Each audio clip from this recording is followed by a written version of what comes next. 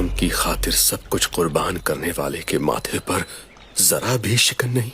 हाँ, जब कभी भी हम उनके सामने माता जी या साहबजादों की बात करते हैं तो तेरा पाना मिठा लागे कहकर बात शुरू होने से पहले ही खत्म कर देते हैं।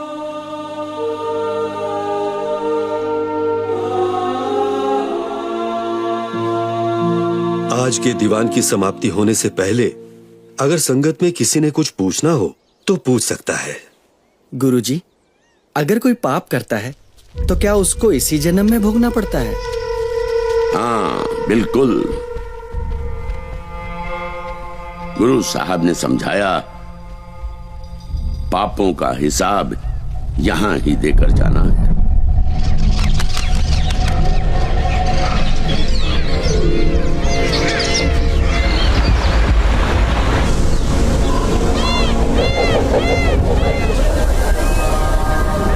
गुरु साहब ने मुस्कुराकर कहा, तो आखिर तुम पहुंच ही गए।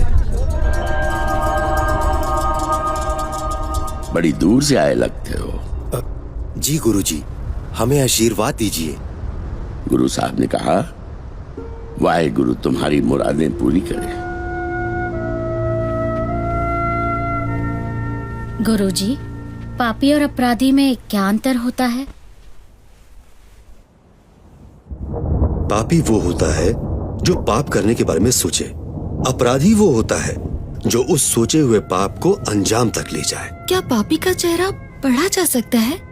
पापी का पाप उसके चेहरे पर साफ शब्दों में लिखा होता है, जिसको हम सिर्फ मन की आंखों से ही पढ़ सकते हैं। ये तो फिर आपके जैसे अंतर्यामी ही पढ़ सकते हैं। हम तो किसी पर भी धोखा खा सकते हैं। गुरु साहब ने कहा, धोखे से ही तो 5वें गुरु साहब को लाहौर बुलाया गया था।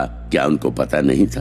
पता था, पर रब को प्यार करने वाले रब की रजा में ही रहना पसंद करते हैं। गुरुजी, इन तुर्कों के पापों का हिसाब कौन करेगा? क्या उनको भी कभी उनके किए सारे जुल्मों की सजा मिलेगी? गुरु साहब ने समझाया, जैसा अनाज धरती में बीजोगे वही उगेगा, उसी को काटना पड़ेगा। काटने की ऋतु कब आएगी ये निरंकार जानता है। गुरुजी, इतनी भी गर्मी नहीं। फिर इन दोनों के माथे पर पसीना, इन दोनों की आंखों में मैंने अजीब सी बेचैनी देखी है। बाकी आप जग ज्ञाता हो। गुरु साहब ने समझाया, खालसा जी, हर एक प्राणी अपने आप में पूरा ब्रह्मांड है। किसी के ब्रह्मांड में झांक कर देखोगे तो उसके गुण अवगुण आपके अंदर आ जाएंगे।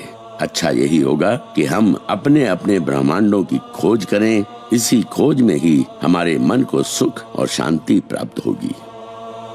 जो ब्रह्मंडे सोई पिंडे, जो खोजे सो पावे।